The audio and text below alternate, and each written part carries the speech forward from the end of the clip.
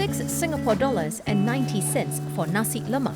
That's about $5. Too expensive for some customers, but for this 31-year-old Singapore hawker, it's not enough.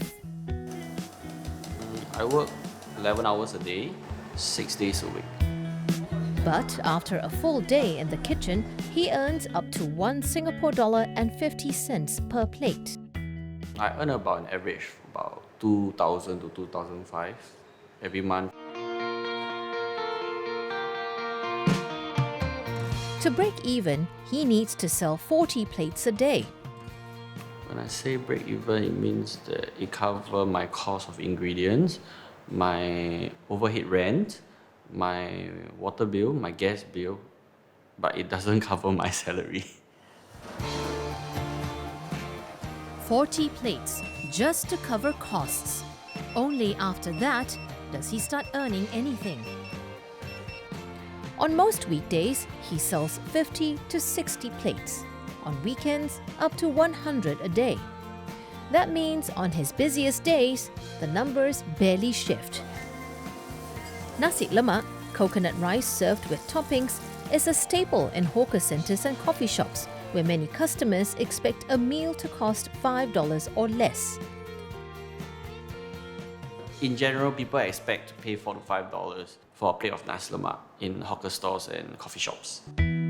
So when they see $6.90, it feels expensive. One such comment that Jonas has heard? How is it for Nasi Lemak it costs $6 plus when I can get one for like $4 opposite?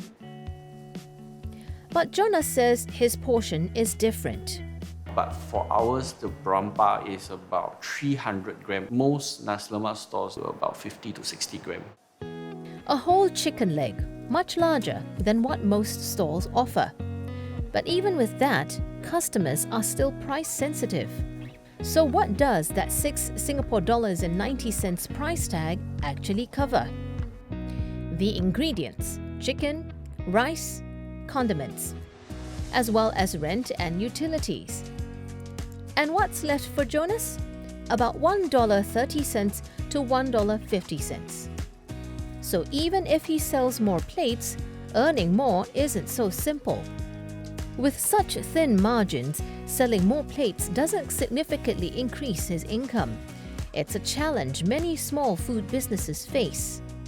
Well, I think Singaporeans expect that the food sold in hawker centres and coffee shops should be affordable to all Singaporeans. If a hawker is upgrading the offerings, or if they're offering a product which the market considers more premium, the price level would be higher as well, right? But I do believe hawkers have a lot of difficulty raising the prices too much for things that Singaporeans consider mass market staples.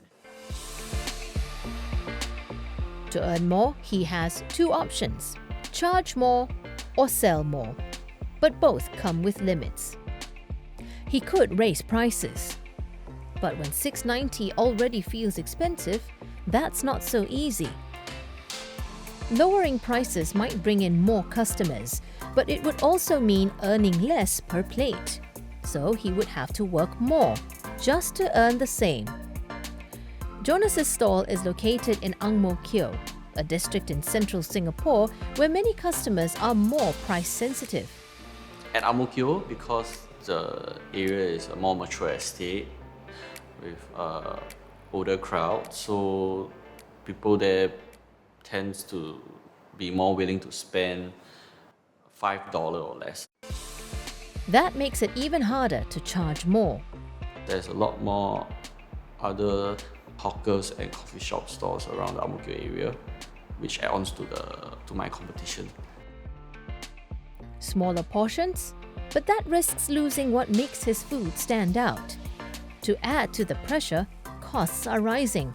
1 kilo of chili padi now is about $12, which is double the price. A location in the central business district could attract younger, less price-sensitive customers. But it would also come with much higher costs.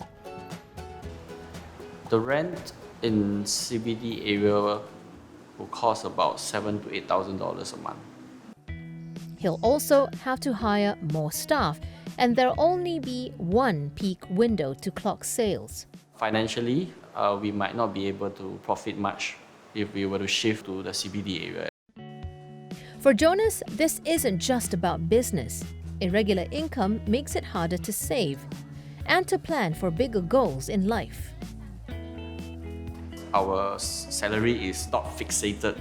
Every month is different. Sometimes we couldn't even save. Buying a house is much more tougher for us. He's trying to come up with ways to boost his business income, such as introducing promotions. We also try to do big delivery orders to church and also like to companies. Like we do a bit of catering for the big companies, so that these are the extra income for us to help me increase my salary as well. The reality is that the majority of our hawkers are not known outside of their very local area. They may be serving very good food, very good quality food, but it's not going to be food that people will travel across Singapore to go for. And so what that means is they are very, very constrained by trying to keep their prices align with market norms. They think many times before they want to raise price. So their real challenge is that they have to, they have to suffer and put up with the supply chain cost increases. Jonas has a degree in business management. He's never held a corporate job before, and his previous roles were mostly in the food and beverage industry. He says his current take-home pay is less than what his peers in university earn. So definitely there will be sometimes you will compare with your friends. But even while earning more is an uphill climb, walking away isn't so simple. When customers come back and like, hey, your food is so good, Yeah, so these are the things that keep you motivated. For now, Jonas is keeping his prices the same. But as costs continue to rise, that decision may get harder to sustain.